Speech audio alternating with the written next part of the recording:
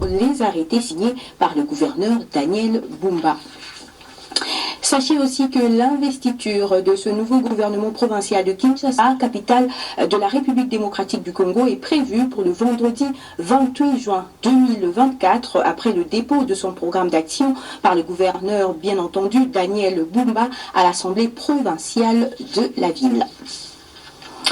Autre chose à présent, le premier vice-président plutôt de la Chambre basse du Parlement a fait une mise au point sur le sujet de la mission qui va conduire Vital Kamerhe, le numéro 1 de l'Assemblée nationale à Montréal au Canada, pour participer à la 49e session plénière de l'Assemblée parlementaire francophone. Le prof Jean-Claude Tshilumbai veut tordre le cou aux mensonges distillés dans les réseaux sociaux à propos des chiffres avancés. On l'écoute. En ce qui concerne l'ordre des missions, nous, en arrivant aux fonctions, comme membre du bureau de l'Assemblée nationale, nous avons trouvé cette mission déjà activée.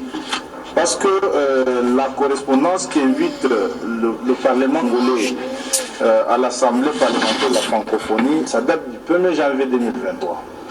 Et ça fait pratiquement une année et demie. Cette correspondance avait été adressée au président Mosso, d'abord comme président du bureau définitif de l'Assemblée nationale, et qu'à l'approche de la manifestation, il n'est plus président du bureau définitif, il est devenu président du bureau provisoire, c'était après les élections, et l'on sait que les visas du Canada prennent énormément de temps pour les obtenir.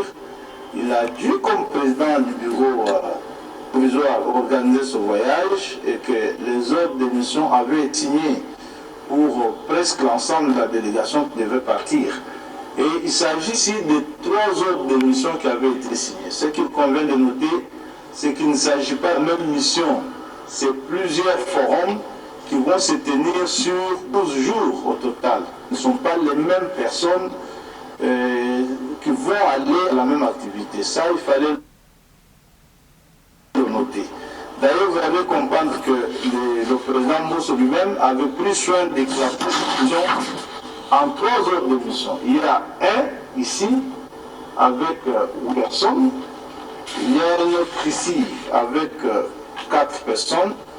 Il y a un 3e avec 6 personnes. Et puis celui qui était, je crois, du chef de délégation avec 2 personnes. Exactement, il devrait aller dans cette mission. C'est une autre mission, ce n'est pas la même mission. Lorsque nous arrivons, nous avons pensé que les autres missions étaient déjà signées. Ceux qui ont parti avaient déjà leur visa. Ce n'est pas nous, en fait, ce n'est pas notre bureau qui organise ça. Tous les députés qui doivent partir avaient déjà leur visa.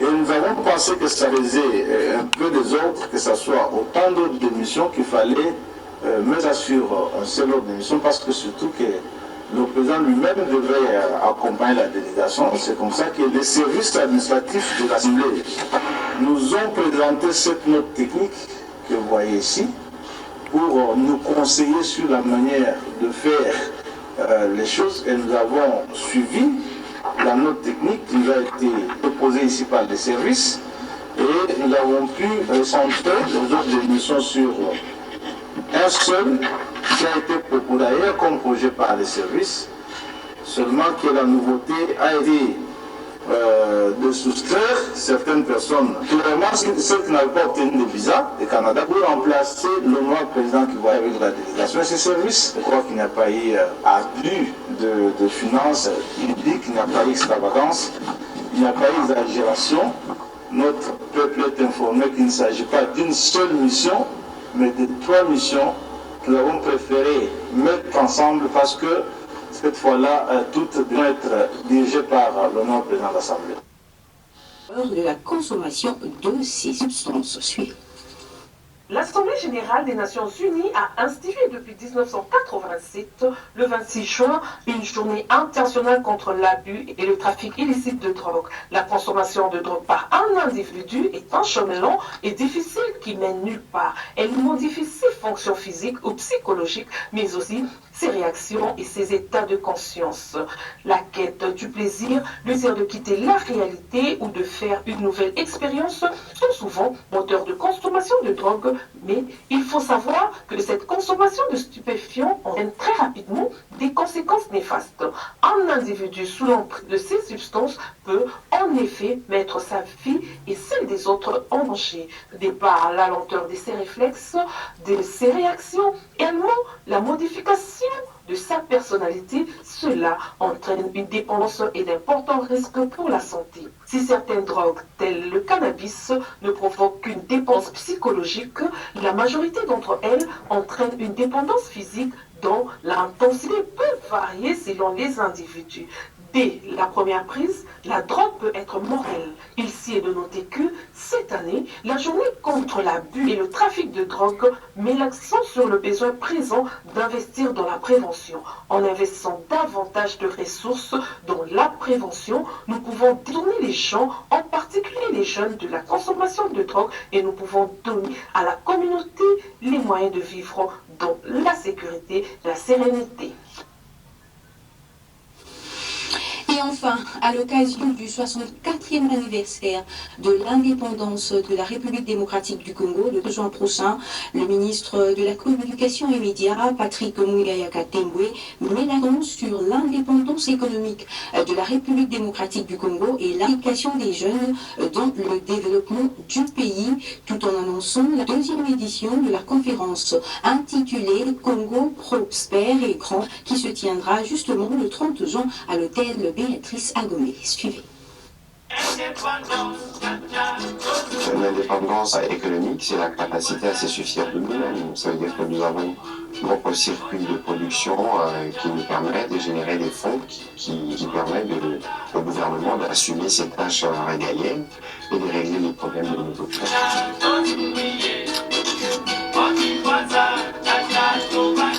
On n'a jamais parlé d'économie dans ce pays depuis d'ailleurs. Même en tout cas congolais, on n'en a jamais véritablement parlé.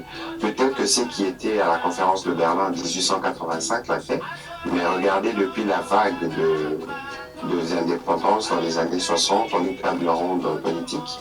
On n'a pas parlé beaucoup d'économie, ni de comment on devait investir dans ces pays continents immenses. Donc la preuve, si vous regardez à travers l'histoire, depuis les années 60, on a commencé une histoire de dégringolade, jamais arrêtée jusqu'à aujourd'hui.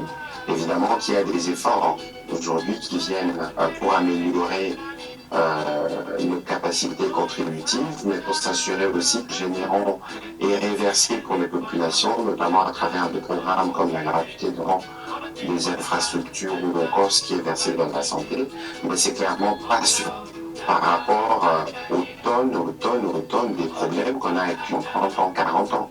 Et donc aujourd'hui, il faut une véritable appropriation de notre destin économique, je dirais, pour pouvoir être en mesure de régler nos problèmes de manière durable. Et s'il faut qu'on regarde comment notre économie aujourd'hui est élevée, je pense que c'est difficile de dire qu'on est véritablement indépendant.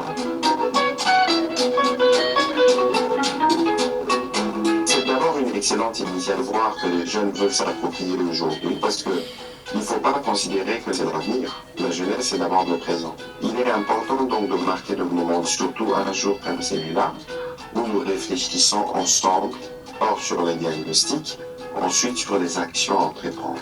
Et donc c'est un carrefour d'idées. Je crois là non pas que pour dire ce que nous faisons de par la position que nous occupons, mais pour écouter les Congolais de comment ils perçoivent ce que nous faisons et quel est leur global des problématiques. Ensuite apporter des éléments d'éclairage qui permettront aux uns et aux autres d'être prêts à relever les défis qui nous concernent.